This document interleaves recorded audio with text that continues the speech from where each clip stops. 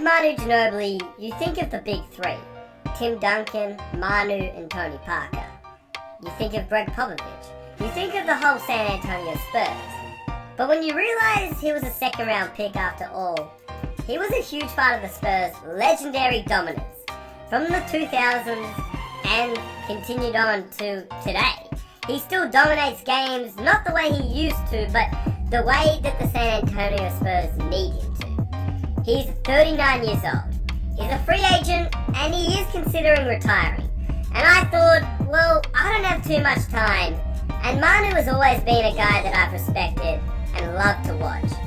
With that being said, here's the story of Manu Ginobili, the James Harden before James Harden. James, is there a player right now in the league that people could say, yeah, I can see James Harden being this type of a player? Maybe like a Manu Ginobili, left-hander, kind of crafty, can get to the basket, sneaky athleticism. But before I get started, I want to give a huge shout out to our sponsor of the day. Take a look on the top, we have Tony Parker, and the bottom, Kawhi Leonard. So right now, I want you to make your pick.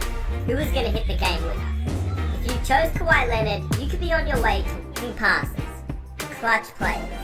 He's always been that Argentinian beast that I've never really got enough of.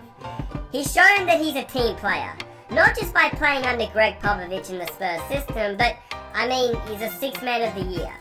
He's a four-time NBA champion, and he's made an all-star team. Obviously, Manu Ginobili is a legend. But how did he go from being a second-round pick to an NBA legend? He was arguably the James Harden before James Harden.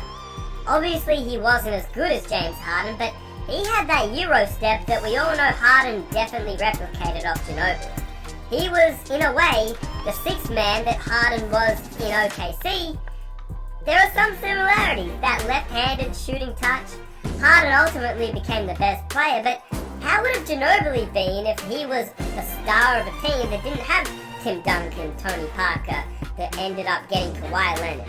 You never know. Ginobili could have been not a star like James Harden or an MVP candidate, but an all-star for many, many years if he was on a team that didn't really have too much around him. I mean, you could also argue, had he not been drafted to the Spurs, maybe he would have just been, well, a one-and-done type of player, as in a couple of years in the NBA, but never really done too much, and left the NBA and ended up playing overseas again.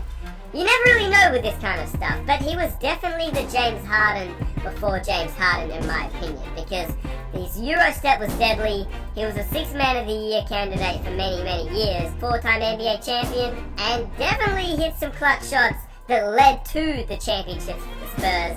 One of my favorite players. Let's get into Manu Ginobili. In 1999, he was actually drafted by the Spurs, 57th overall. So when I talk about the second round, I mean he was 3 picks away from not being drafted at all. He was almost undrafted. To an NBA champion, 4-time NBA champion, well, it's pretty crazy. He won the MVP of the Italian League in 2001-2002, and to hear that the Spurs GM at the time found Ginobili as a mistake is even crazier. According to Zach Lowe, who, if you don't know, is a reporter, claims that Spurs GM Buffett was scouting the Under-22 World Championships in Australia in 1997 and had never heard of the name Manu Ginobili. He told Lowe he was like a wild colt out there, just doing crazy shit. Some of it made sense, some of it didn't. And to be honest with you, looking back, it was probably his Euro step that really showed him what he could do. When Ginobili came to the NBA for the 2002-03 season, few actually had heard of it. Popovich told Lowe, I told Tim Duncan, this guy is coming, and nobody in the US knows how good he is. I heard the name before from Pop about other guys, Duncan said. I was like, whatever, we'll see. As we all know, Tim Duncan ended up loving Ginobili, and he impressed him so much that, well, he ended up staying in the Spurs when he could have easily joined the Orlando Magic, which he was almost signed to. But, as we all know, completely different story. Doc Rivers said he couldn't take his family on the plane, and that was the end of Duncan going to Orlando. But Ginobili was one of the reasons Duncan actually stayed, because he could have easily joined any other team besides Orlando. But Ginobili was Yeah, one of the reasons why he did stay in the San Antonio Spurs. Ginobili told Lowe he was actually an experiment. And what an experiment it was. Because not only was Ginobili one of those guys that impressed Tim Duncan, impressed Greg Popovich, impressed the whole of San Antonio and their fan base, word of Ginobili actually managed to hit Kobe Bryant. According to Zach Lowe once again, during a game, Bryant asked Spurs forward Bruce Bowen at the time, and he said, "Tell me about that white guy." Bowen reportedly told Kobe, "Oh, you're gonna see, he's not just a white boy, he's got some stuff." And from that day on, Kobe definitely realized that Ginobili wasn't just some white guy. He was, well, one of his biggest rivals. But one of the things I love about Manu was the fact that he was, well, an all-star caliber player. In fact, despite becoming an all-star, he accepted the role to come off the bench, knowing that the Spurs needed to balance their rotations in order to win championships, which played a big part in Tim Duncan actually wanting to stay in San Antonio. And he never whined, complained, or anything about coming off the bench. He took that role and ran with it. He became one of the best six men any team could ask for. He became the sixth man in the year of 2007 and 2008, averaging 19 points, 5 rebounds, 4.5 assists, shooting 40% from 3 in 74 games that year. And, well, as you can imagine, he earned not only the Spurs respect, but respect throughout the entire league. When Manu entered the league, it wasn't like the league today. There was a lot of European guys and a lot of international guys that didn't get the credit they deserved. There was a common stereotype that overseas guys were weak and couldn't handle what it took to be in the NBA. Manu revolutionized what that meant. He played with toughness, he played with grit, he played with hardship. And he showed the Spurs and the entire league what he was about. And that players overseas could make it to the NBA. They could score, they could facilitate, and they could do whatever it took to help lead their teams to victories.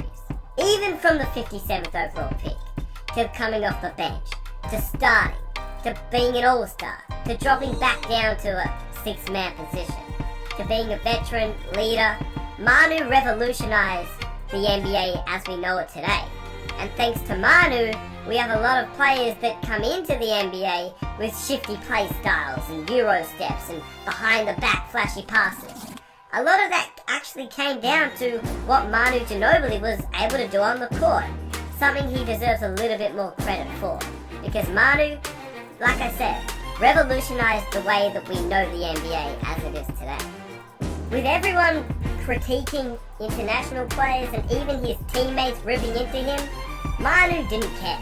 He was going to prove everybody wrong. And prove everybody wrong he did. Nobody thought the 57th overall pick would become a 4-time champion and pave the way for many NBA players today. James Harden and John Wall with the Euro steps and behind the back passes.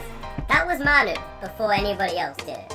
So with that being said, once again, huge thank you to Benjamin for providing some graphics for this video. He also gave me the idea of trying to do a Manu Ginobili video, and I already had something planned, but he really gave me that push to actually make the video. So with that being said, links to all his work and channel in the description box down below. Definitely go subscribe to him. It would mean the world to me. If you enjoyed this video, please subscribe to my channel. We make NBA videos just like this, preparing some what ifs that I think you guys would really enjoy. So if you did enjoy this video, please leave a like. Follow me on social media. Links are in the description and on the screen right now. Subscribe to this channel, and I'll be sure to see you guys in my next video. It's been your Bonnie Smith. I'm out. Peace. And shout out to Manu Ginobili.